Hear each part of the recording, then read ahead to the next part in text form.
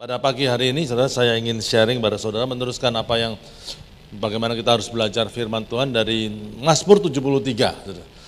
Beberapa minggu yang lalu kita belajar dari Mazmur 121, tapi hari ini kita belajar dari Mazmur 73. Ya, saya akan bacakan dulu dari Mazmur 73.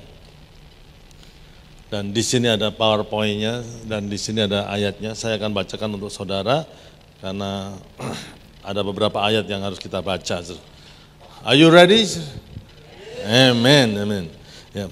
Mazmur Asaf, sesungguhnya Allah itu baik bagi mereka yang tulus hatinya, bagi mereka yang bersih hatinya. Tetapi aku sedikit lagi, maka kakiku terpeleset, nyaris aku tergelincir, sebab aku cemburu kepada pembual-pembual kalau melihat kemunculan orang-orang fasik.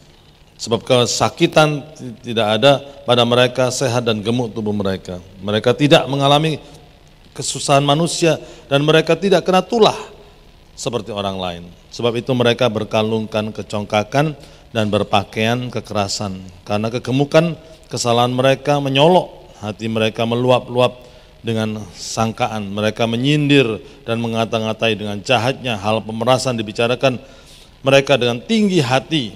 Mereka membuka mulut melawan langit dan lidah mereka membual di bumi. Sebab itu orang-orang berbalik kepada mereka, mendapatkan mereka seperti mata air yang berlimpah-limpah. Dan mereka berkata, bagaimana Allah tahu hal itu? Adakah pengetahuan pada yang maha tinggi? Sesungguhnya orang itulah orang-orang fasik. Mereka menambah harta benda dan senang selamanya. Sia-sia sama sekali aku mempertahankan hati yang bersih dan membasuh tanganku, tanda tak bersalah. Namun sepanjang hari aku kena tulah dan kena hukum setiap pagi. Seandainya aku mau berkata-kata seperti itu, maka sesungguhnya aku telah berkhianat kepada angkatan anak-anakmu. Tetapi ketika aku bermaksud untuk mengetahuinya, hal itu menjadi kesulitan di mataku. Sampai ayat yang ke-17, aku masuk ke dalam tempat kudus Allah dan memperhatikan kesudahan mereka. Sesungguhnya di tempat-tempat yang licin kau taruh mereka, kau jatuhkan mereka hingga hancur. Betapa binasa mereka dalam sekejap mata, lenyap habis oleh karena kedahsyatan.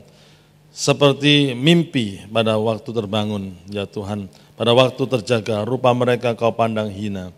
Ketika hatiku merasa pahit dan buah pinggangku menusuk-nusuk rasanya, aku dungu dan tidak mengerti seperti hewan aku di dekatmu. Tetapi aku tetap di dekatmu. Engkau memegang tangan kananku dan nasihatmu engkau menuntun aku dan kemudian engkau mengangkat aku ke dalam kemuliaan. Siapa gerangan ada pada aku di surga selain engkau? Selain engkau tidak ada yang kuingini di bumi. Sekalipun dagingku dan hatiku habis lenyap, gunung batuku dan bagianku tetaplah Allah selama-lamanya. Sebab sesungguhnya siapa yang jauh daripadamu akan binasa. Kau binasakan semua orang yang berzina dengan meninggalkan engkau. Ayat 28, ayat yang terakhir kita baca bersama-sama. Tetapi aku suka dekat dengan Allah. Aku menaruh tempat perlindunganku pada Tuhan Allah supaya dapat menceritakan segala pekerjaannya. Sampai di sini pembacaan firman Tuhan. Nah saudara, sekali lagi tujuan pemuritan adalah salah satunya yaitu supaya kita bisa belajar Alkitab dan memberi makan kerohanian kita dengan firman Tuhan yang kita baca. Saudara. Ini penting sekali. Saudara. Jadi kerohanian kita itu bertumbuh bukan karena hanya pembicara saja. Puji Tuhan, Tuhan memberikan pembicara yang baik. Tapi sampai sebelum kita bisa memberi makan kerohanian kita dengan firman Tuhan yang kita baca dan meneguhkan iman kita sendiri dan mengalami kebaikan Tuhan sendiri, maka kerohanian kita itu akan up and down, up and down, up and down. Tapi berbagailah orang yang tahu bagaimana memberi makan rohaninya melalui firman Tuhan dan menguatkan imannya sendiri melalui pengalaman-pengalaman bersama-sama dengan Tuhan, maka dia akan terus naik. Saudara.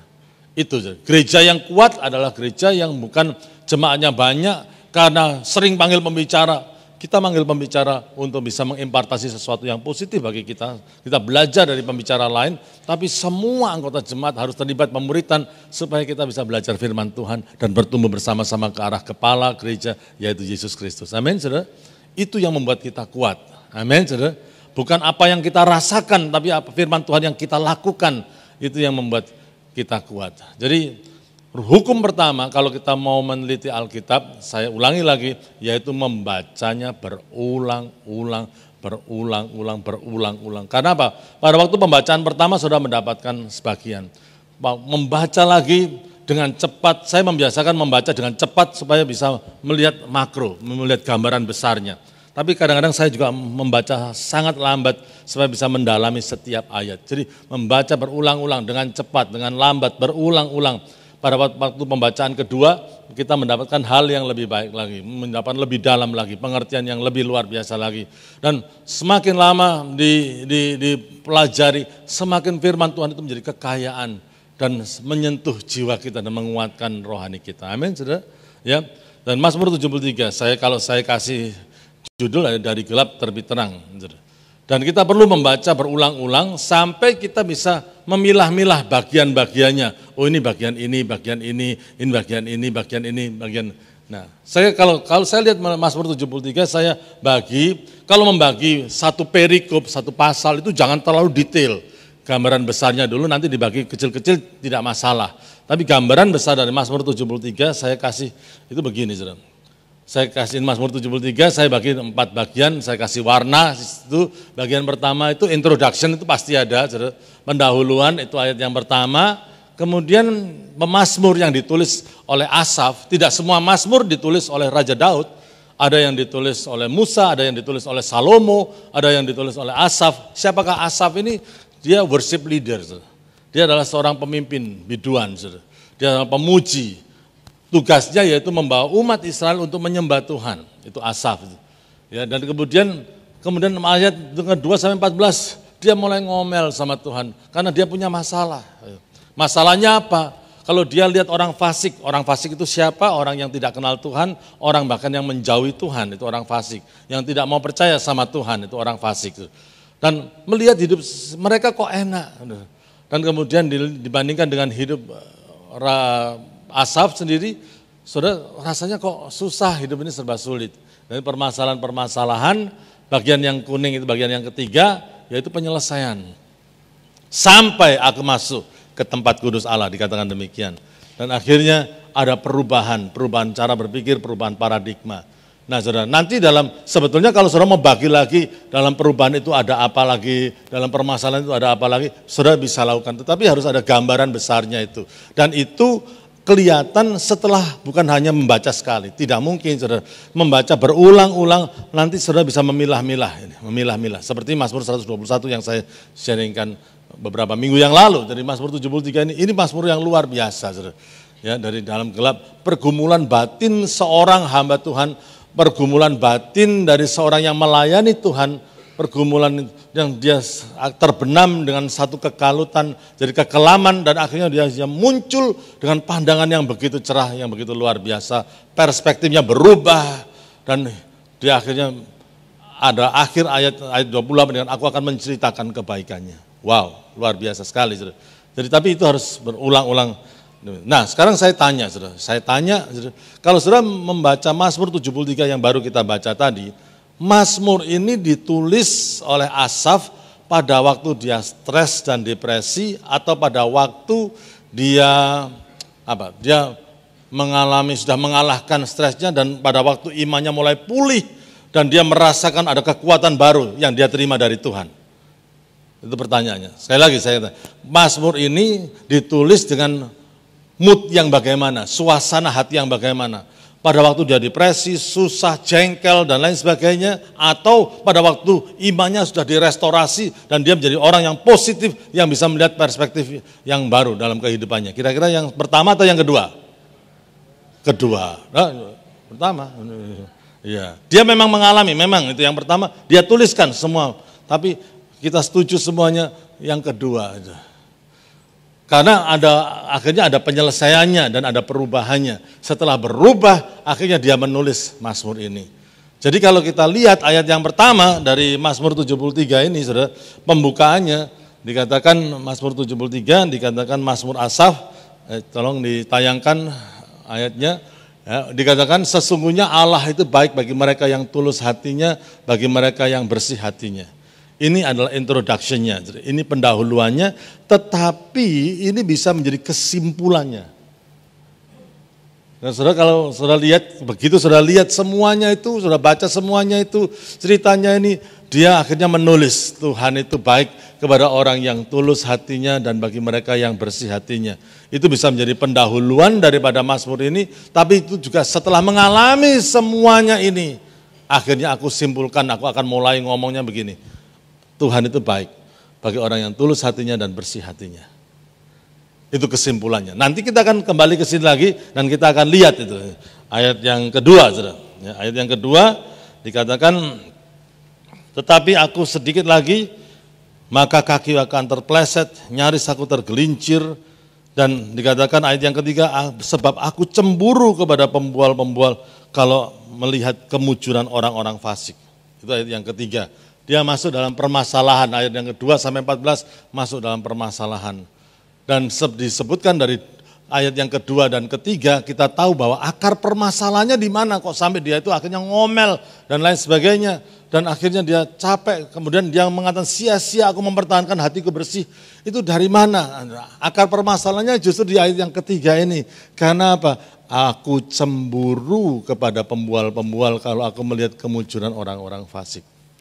Problems begin when you compare your life with other people. Masalahnya itu, saudara, kalau saudara mulai membandingkan dirimu dengan orang lain, enggak puas.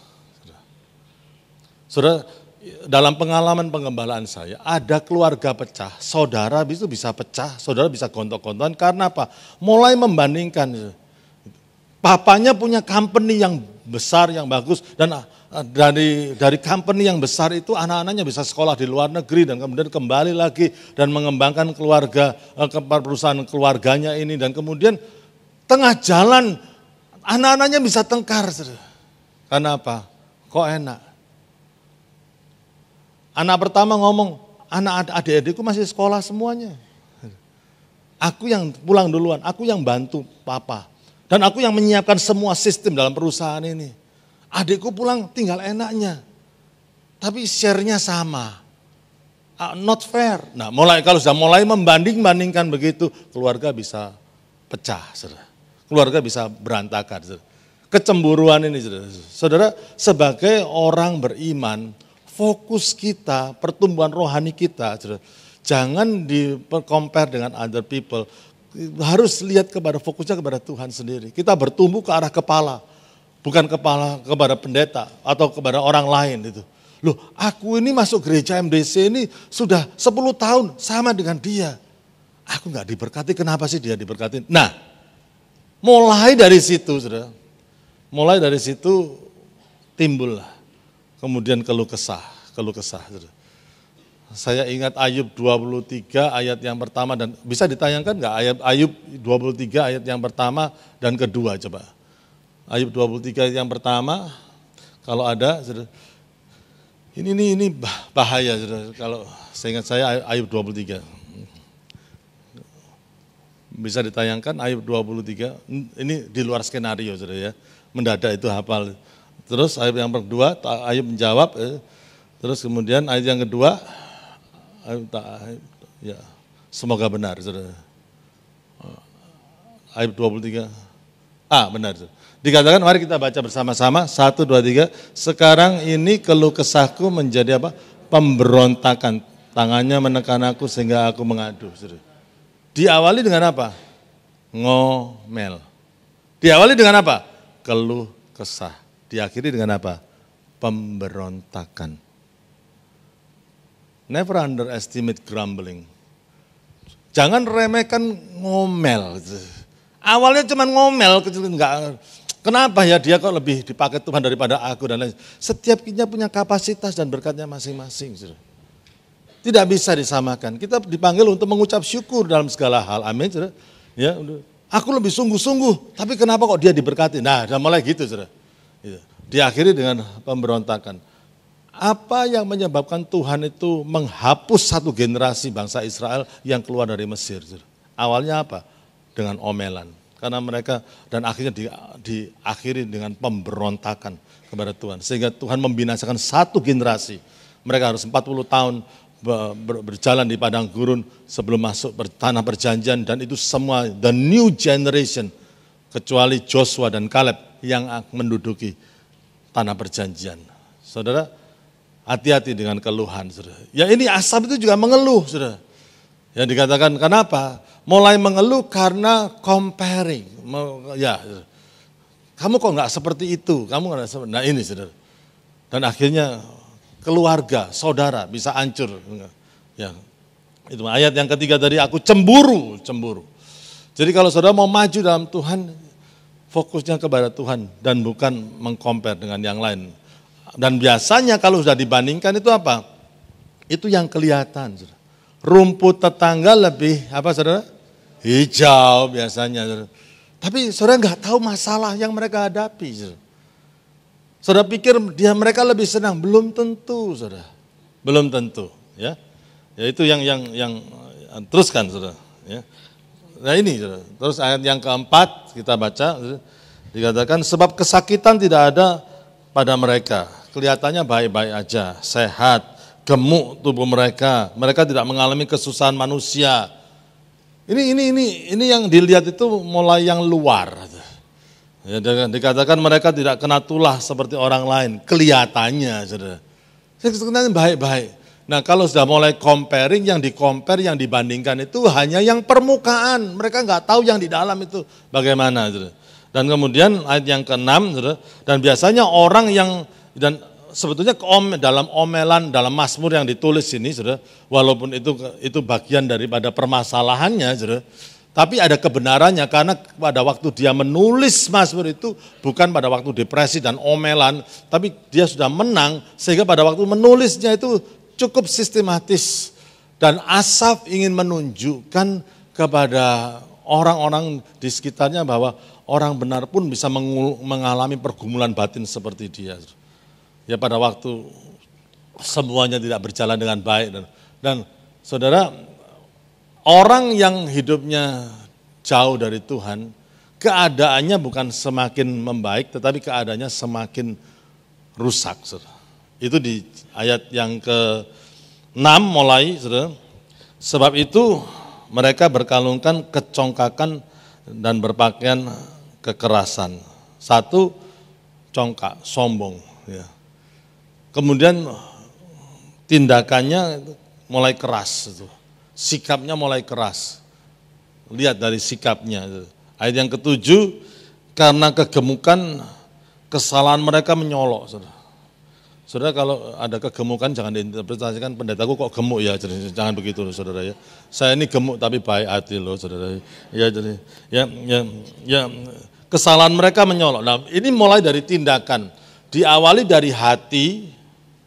Kemudian hatinya congkak, nah saudara harus lihat ini, baca berulang-ulang sampai saudara melihat adanya level kerusakan moral yang lebih parah. Ya. Congkak, kemudian sikapnya itu keras, jadi orang yang keras bisa congkak, ya, saudara. Kemudian timbul diwujudkan dalam tindakan mereka, kesalahan-kesalahan mereka menyolok, udah mulai bisa dilihat, ya.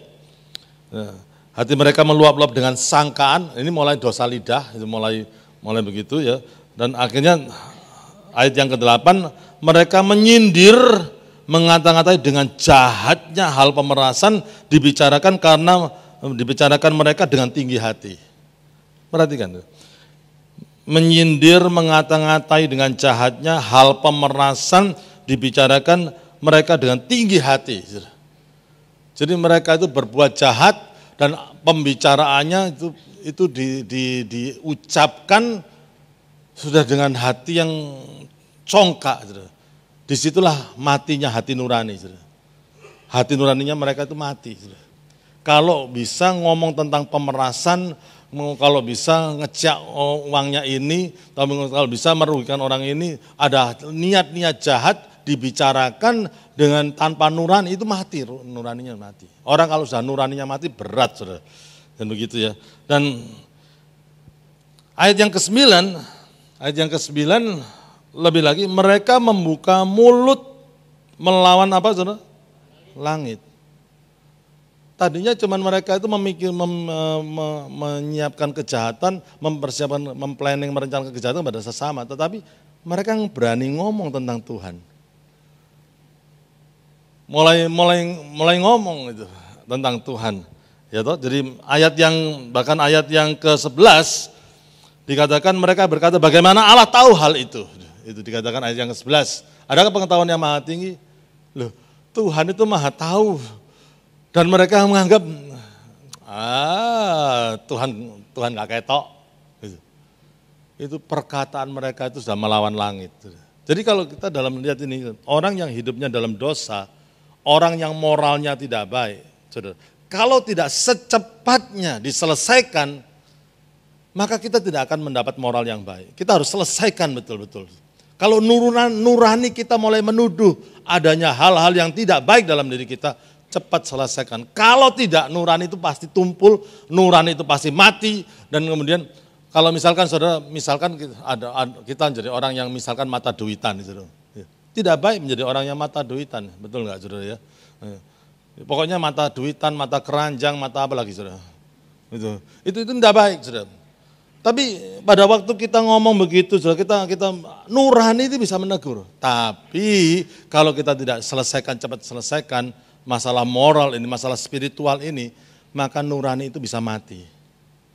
Sehingga kita bisa ngomong sesuatu dan kita tidak merasa bersalah. Kita nggak ngomong merasa bersalah. Bahkan yang diungkapkan oleh Asaf ini, orang ngomong ngolok tentang Tuhan pun orang itu berani dan tidak merasa bersalah. Itu kalau sudah nuraninya mati itu gitu, saudara. Itu bahaya. Saudara. Nah, saudara, ini penting sekali, saudara. Jadi masalah moral dan lain sebagainya itu, saudara, tidak akan bisa sembuh sendiri kalau enggak ada usaha dari kita untuk bertobat, saudara. Dan gini, saudara, ada banyak janji-janji di Alkitab untuk orang yang hidupnya kudus. Tapi kekudusan itu is a choice. Kalau saudara tidak pernah memilih untuk bisa hidup kudus, saudara tidak akan jadi hidup kudus. Itu saudara. Kalau kita nggak memilih untuk hidup dalam iman, kita nggak akan punya iman. Saudara. It's a choice. Saudara. Jadi itu masalah moralitas itu bukan kalau aku begini itu ya terserahlah, ya nasib. Mungkin Tuhan tidak sayang sama aku, salah. Saudara. Itu bukan masalah nasib. Saudara. Itu masalah pilihan. Dan Asaf itu menulis dengan jelas bahwa orang yang moralnya tidak baik, maka dia akan terjerumus dengan tindakan dan pemikiran, dengan sikap, bahkan sikapnya itu bisa berani melawan Tuhan. Saudara kalau berani melawan Tuhan, waduh saudara, itu sudah nuraninya, saya nggak tahu nuraninya sudah itu. Tapi melihat semuanya ini, Asaf itu menjadi gimana ya saudara, dia stres, dia mulai membanding-bandingkan. Dan kesimpulannya yang Asaf ini yaitu ayat yang ke-12. Ayat yang ke-12 kita bisa baca. Asaf mengatakan sesungguhnya itulah orang-orang fasik, mereka apa saudara? Menambah harta benda dan senang selamanya. Senang selamanya. Yang diperhatikan oleh Asaf ini hanya luarnya, harta bendanya. Dan kesenangan sementaranya, hati-hati. Dan seringkali kalau kita membandingkan itu hal-hal yang bersifat luar. Dan akhirnya, aduh enak ya, tidak pernah ke gereja, tidak pernah berdoa, bisnisnya diberkati, berzinah sepanjang hari ya tidak masalah, ya seakan-akan tidak apa-apa. Dan saudara mulai membandingkan hidupmu dengan, saudara, akhirnya apa? Self pity, tahu self pity? Self pity itu susah bahasa Inggrisnya, bahasa Indonesianya itu nelongso. Saudara. Lihat diri sendiri cek saknone ya aku ya ini. Nah setiap orang pernah mengalami itu, setiap orang pernah mengalami satu penurunan dalam enaknya. Siapa di antara saudara yang ingin jadi anaknya orang lain daripada anaknya papa mama saudara? Ya? Ayo. Dulu waktu Karina masih kecil, ini anak saya Karina. Sekarang sudah besar. Ya, masih kecil. Pak, dia enggak lupa mungkin. Aku ini kepingin jadi anaknya raja, Pak. Gitu. Enak, Pak. Tinggal merintah. Waduh. Gitu, waktu kecil-kecil gitu dia itu. Masih lucu-lucunya gitu. Ya. Tapi dia senang kok jadi anak saya, dengan iman saya katakan begitu. Gitu. Kita ingin. Nah itu saudara, karena apa? Kita perhatikan, kita nelongso, kita aduh kok aku susah ya. Saya pernah begitu, menjadi pendeta nggak gampang saudara ya. Pada waktu saya usia 30-an, itu pada waktu saya semangat-semangatnya, saya yakin-yakinnya dengan panggilan saya sebagai seorang hamba Tuhan, Pak Yeremia meninggal. Langsung kayak terjun bebas, masalah demi masalah itu. Saya ngurusi semua hal, saudara. Masalah anak kecil sampai opa-opa saya urusi, saudara. Ya. Ada masalah anak, asal anak dihukum, di Putat itu ada anak dihukum sama orang tuanya, saudara, habis kebaktian nggak dijemput. Saudara. Dah, biar kamu di sini, distrap itu di gereja, tahu distrap itu, dihukum di gereja. Saudara. Orang tuanya jalan-jalan shopping, pokoknya dijemput sore hari. Loh anak masih kecil itu. Karena apa? Kalau distrap di shopping mulai repot, anaknya bisa jalan-jalan. Tapi kalau distrap di gereja, sudah tidak bisa apa-apa. Sudah. Loh, orang tua itu enggak mikir toh. Anak ini nanti siang makan apa? Enggak mikir toh, saudara. Orang tua itu ya enggak mikir. Loh, nek anak dititip di gereja, pendetanya gak bisa mulai. Enggak mikir toh, saudara.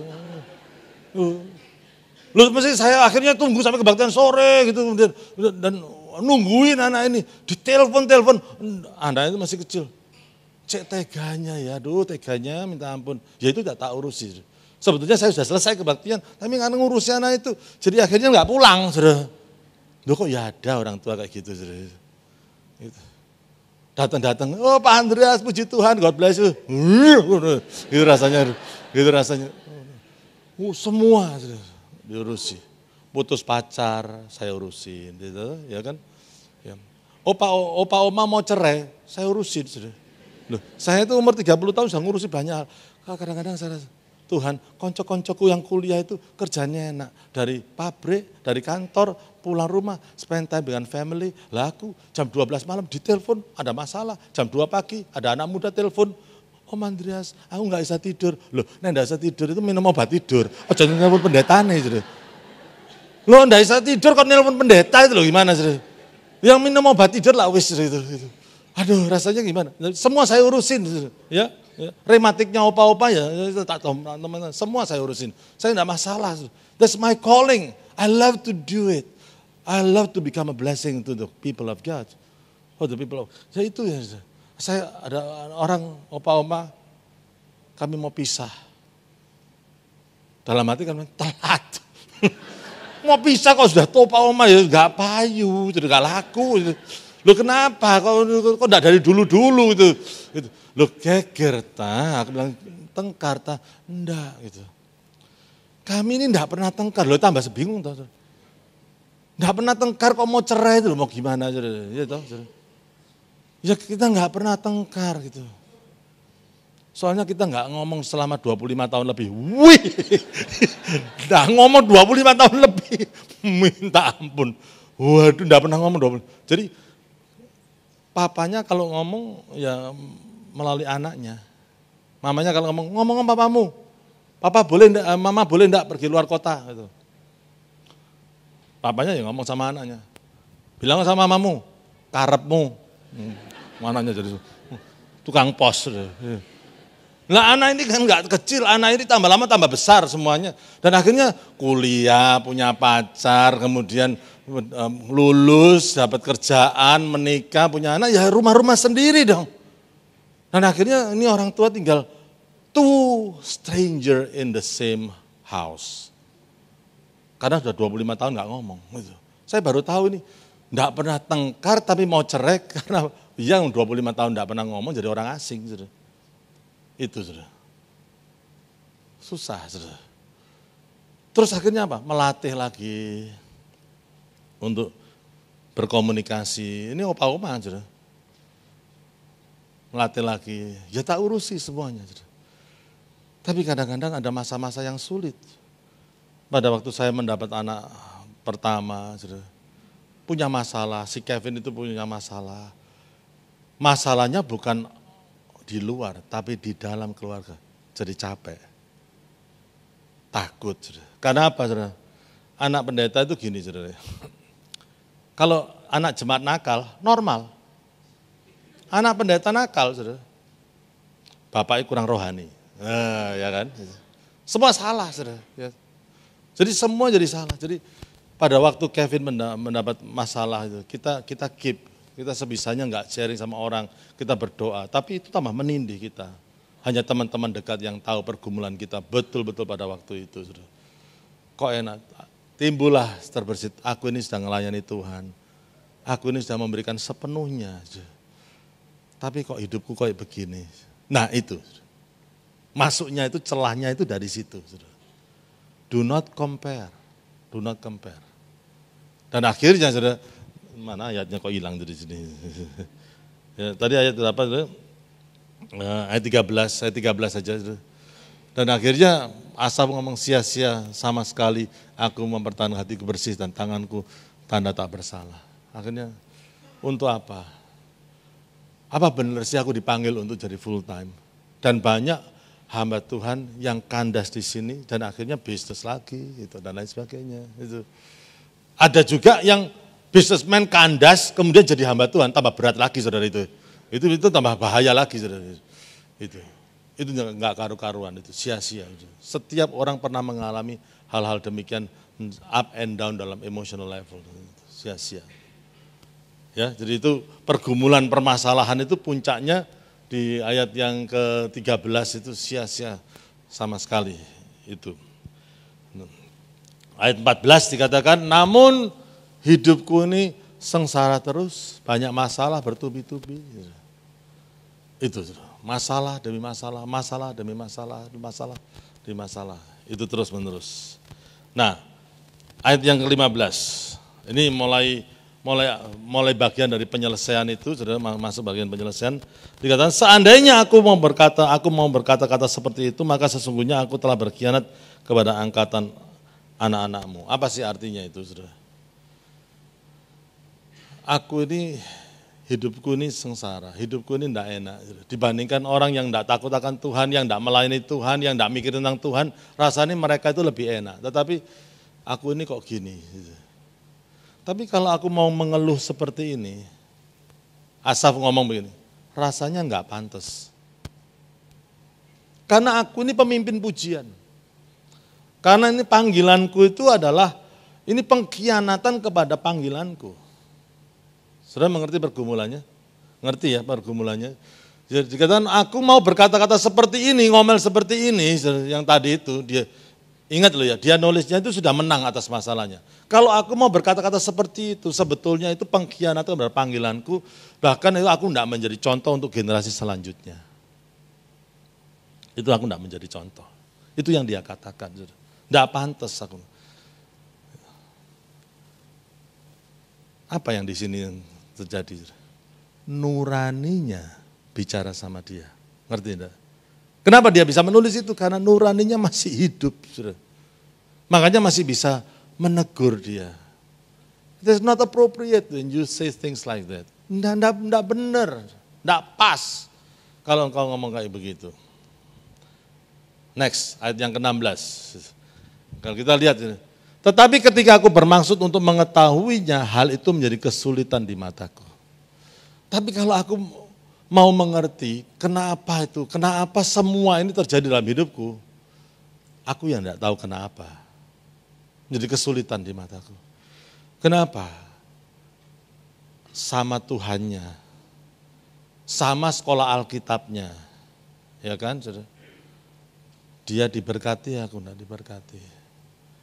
Dia gerejanya bertumbuh, gerejaku enggak bertumbuh.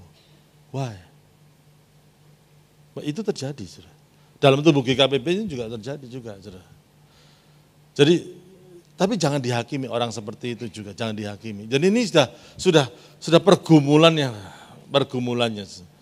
Siapa yang pernah merasakan atau mengalami hal-hal yang seperti ini? Iya, semua pernah mengalami. Enggak itu jemaat, enggak itu bisnismen, enggak itu pegawai, bos, itu pria, wanita, pelajar, semua pernah mengalami up and down dalam pergumulan dalam hal ini. Why? Dan itu menanya, kenapa? Kesulitan di mataku. Ayat yang ke-17, mulai penyelesaiannya itu ya, masuk bagian yang kuning penyelesaiannya itu. Ayo kita baca bersama-sama, 1, 2, 3. Sampai aku masuk ke dalam tempat kudus Allah dan memperhatikan kesudahan mereka. Sampai aku masuk dalam ruang kudus Allah dan memperhatikan kesudahan mereka. Kesudahan mereka bagaimana? Dilihatkan ayat yang ke-18, satu ayat dulu, ayat 18, dikatakan sesungguhnya di tempat-tempat licin kau taruh mereka, kau jatuhkan mereka sehingga hancur. Lain, cara pandangnya mulai berubah. Ada turning point dari perubahan itu. Tapi kuncinya ayat yang ke-17, sampai aku masuk ke dalam tempat kudus Allah dan memperhatikan kesudahan mereka.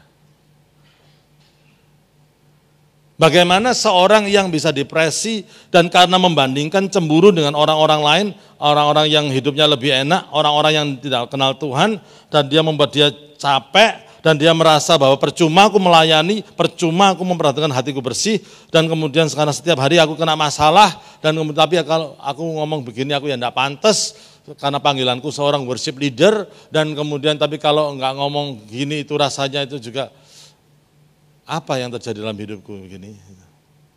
Apa yang artinya memasuk ke ruang kudus Tuhan, sampai akhirnya dia bisa berubah, oh ternyata aku salah. Mereka enggak senang banget, mereka justru di tempat-tempat yang licin, mereka ini akan hancur. Saudara. Berubah. Loh, sekarang kita harus jelaskan, kalau saudara membaca Alkitab, kita harus jelaskan apa sih tempat kudus Tuhan itu apa. Nah kalau dalam menafsirkan Alkitab, saudara harus ambil the most simple things, saudara. Harus menafsirkan hal yang penting, yang simple. Yaitu apa? Doa. Jangan ditafsirkan, oh masuk ke tempat kudus Allah itu, oh aku harus ke Yerusalem, tur Israel. Aku akan masuk ke sinagoge dan berdoa di sana. Nanti akan ada pencerahan. Saudara jangan begitu. Doa. Ini tuh salah satu tafsiran yang paling gampang. Karena apa, saudara? Lihat di Alkitab. Ada enggak contohnya di Alkitab? Ada, saudara. Yesus itu takut menghadapi salib. Betul enggak, saudara? Takut menghadapi salib. Kemana dia? Taman Getsemane. Untuk apa? Berdoa. Dia tahu dia akan dikhianati. Dia tahu dia akan dicerca, dicambuk, disiksa. Dan Alkitab mengatakan dia ini ketakutan. Sampai keringatnya bercucuran dan seperti darah yang bercucuran. Kegentarannya itu luar biasa. Orang diperhadapkan dengan maut dan siksaan yang paling kejam yang manusia pernah bisa derita. Sampai kemanusiaan Yesus itu memaksa dia mengatakan, Bapa, sekiranya cawan ini bisa berlalu daripadaku. Kalau bisa ini aku tidak alami, tapi kehendakmu jadilah. Itu luar biasanya. Tuhan itu mengatakan begitu. Luar biasa enggak? Itu apa yang dilakukan? Berdoa. Setelah selesai doanya, tidak ada tanda ketakutan pun dalam menghadapi salib. Ditampar pun, disiksa, dicambuk, diludahin. Dia lakukan semuanya itu tanpa ada satu keluhan dan kutukan kepada orang yang melakukannya. Bahkan pada waktu dia disalibkan, yang keluar dari mulutnya, Bapa ampunilah mereka karena mereka tidak tahu apa yang mereka lakukan. Kemenangan dalam kehidupan doamu menentukan kemenangan dalam hidupmu. Kemenangan dalam doamu menentukan kemenangan terjadi dalam hidupmu. Ini satu prinsip yang sangat gampang. Kalau kita semuanya bisa mengalami, saudara, maka jadi kemenangan, saudara, ada masalah, larinya bukan ya curhat sama orang lain boleh, saudara, orang lain menghibur. Tapi kalau itu menjadi habit terus-menerus, saudara, satu kali temanmu tidak ada di dekatmu, tidak ada. Tapi yang ada di dekatmu itu Tuhan, selalu 24 jam sehari, 7 days a week. Amin, saudara. Dan kalau saudara belajar menguatkan, mengalami kebaikan Tuhan dan kekuatan Tuhan dalam kehidupanmu, saudara, you will become a very, very strong Christian. Kekristenan saudara akan solid, saudara. Itu, saudara. Ya, jadi, ya itu masuk ke dalam ruang kudus Tuhan. Doa, berdoa. Itulah sebabnya, saudara, kalau melihat begitu, membaca begitu, kemudian mengevaluasi bagaimana dengan kehidupan doaku. Berapa lama aku sudah menjadi orang Kristen? Dicek, saudara. Aku sudah 20 tahun menjadi orang Kristen. Bagaimana kehidupan doaku? Dulu aku berdoa 5 menit. Setelah 20 tahun menjadi orang Kristen, bagaimana kehidupan doaku? 6 menit. Oh ya, enggak bertumbuh itu namanya, saudara. Dan itulah sering kita terapkan, kita lihat, oh iya, oh aku nggak bisa menang karena apa? Tumpul, kehidupan doa itu penting sekali. Sampai aku masuk ke dalam ruang kudus Tuhan. Dan kemudian paradigma dirubah. Ya.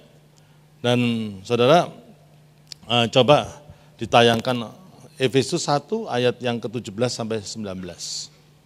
Efesus 1 ayat yang ke-17 sampai 19. Ada?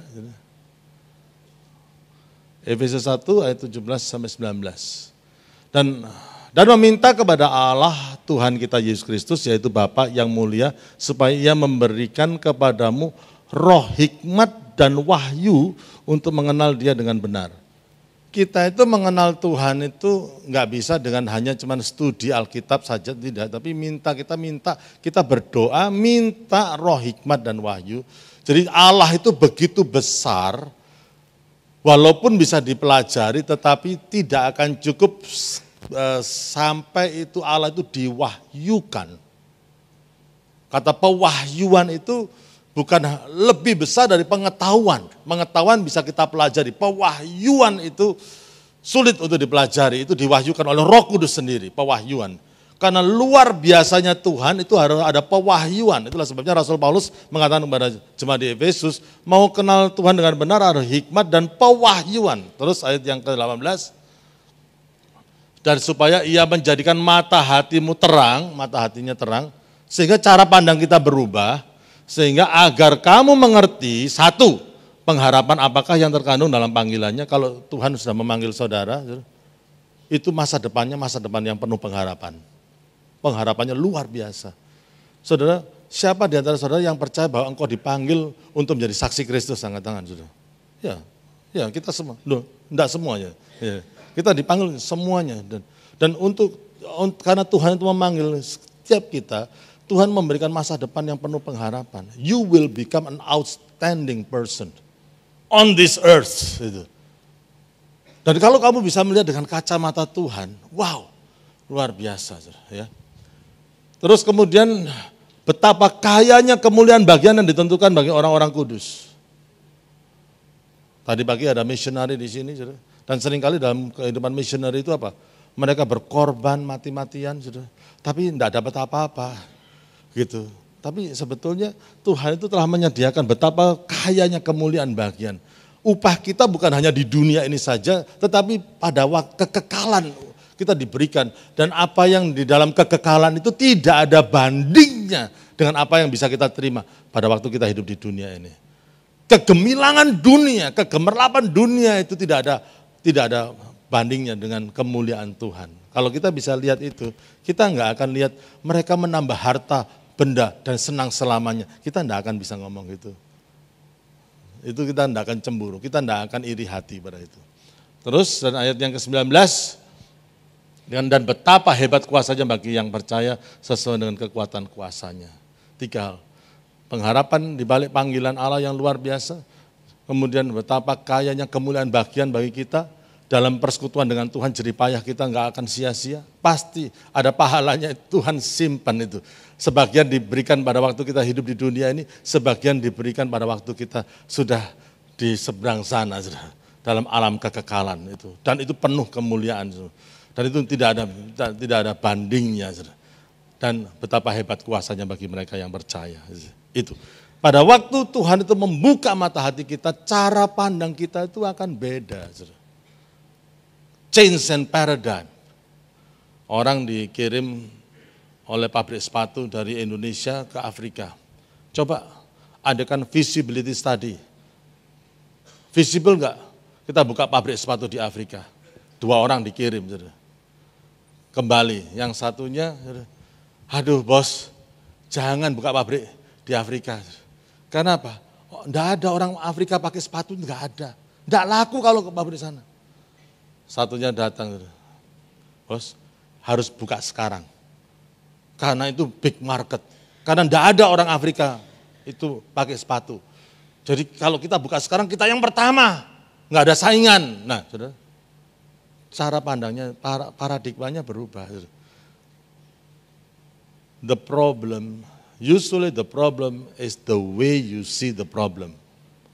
Seringkali masalahnya itu adalah cara saudara memandang masalah, itu masalahnya. Dan pada waktu kita bisa melihat masalah dalam perspektifnya Tuhan, semuanya jadi indah, semuanya jadi gampang. Saya rasa saya umur 30-an ditinggal pendeta senior, menghadapi masalah begitu bertubi-tubi, rasanya kalau lihat teman saya yang dulu satu kuliah, rasanya enaknya ya, doan gitu. Tapi sekarang itu saudara, semua masalah itu akhirnya menjadikan satu pengalaman. Orang datang ke sini, masalahnya ini, ya tenang gitu. Ya, tenang dulu lah, tenang dulu. Karena apa? Aku pernah melihat Tuhan pernah menyelesaikan masalah itu. Ini, aku pernah lihat Tuhan itu juga pernah, bisnis yang hampir bangkrut dipulihkan sama Tuhan. Aku juga pernah. Keluarga yang ancur-ancuran diberkati sama Tuhan juga pernah. Orang yang putus pacar dikasih pacar yang lebih ganteng, ya pernah. Gitu, ya, ya itu semua segala macam masalah aku sudah pernah lihat dan itu menjadi satu pengalaman yang luar biasa. Itu, saudara. Jadi jangan ngomel, saudara. Di balik semuanya, everything works together for the goods for those who love God. Segala sesuatu untuk mendatangkan kebaikan bagi mereka yang percaya kepada Tuhan. Amin, saudara. Ya. Dan terus perubahan pandangan. Lihat perubahan pandangan. Pandangan pertama, saudara, frustrasi, saudara. Menambah harta benda dan senang selamanya, saudara. Itu. Ini pandangan pertama. Tapi pandangan kedua, Asaf melihat bahwa orang fasik, orang yang tidak mengutamakan Tuhan, orang yang menolak Tuhan dalam hidupnya, hancur, binasa, lenyap, habis. Dosa itu mempunyai daya hancur. Dosa itu bisa membinasakan orang. Bisa. Tapi bukan hanya bisa membinasakan orang, saudara. Tetapi bisa melenyapkan, menghabiskan satu generasi. Bisa. Bangsa Israel itu dihabiskan, satu generasi lenyap, saudara, lenyap. Saudara, kalau orang yang takut akan Tuhan, orang itu diberkati, ya, berkatnya bisa turun ke anaknya. Berkatnya bisa turun ke cucunya, saudara. Bisa itu. Berkat itu menurun, tapi kutuk itu juga menurun, saudara. Bisa menghancurkan. Ini bisa dilihat oleh Asaf. Lain. Perubahan paradigma. Oke, sekarang kita lihat sekarang paradigma yang lain, ayat 23. Saudara. Ayat 23. Tetapi aku tetap di dekatmu, engkau apa saudara? Memegang tanganmu. Perhatikan kata engkau, saudara. Ya, engkau memegang tangan kananku. Ayat 24, saudara. Dan dengan nasihatmu engkau apa? Menuntun aku. Dan kemudian engkau mengangkat aku ke dalam kemuliaan. Wow.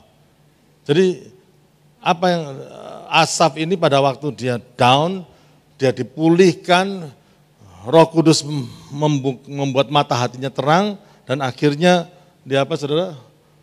kemudian yang pertama, M yang pertama apa? Memegang, menuntun, kemudian mengangkat. Sekarang kita bandingkan dengan ayat yang ke-28. Ayat 28, tetapi aku suka dekat pada Allah, aku menaruh tempat perlindunganku pada Tuhan Allah supaya dapat menceritakan. Nah ini hanya kelihatan kalau sudah membaca berulang-ulang. Tadi engkau memegang, engkau menuntun, engkau mengangkat. Kemudian ayat 28 ada pengulangan, itu Tuhan.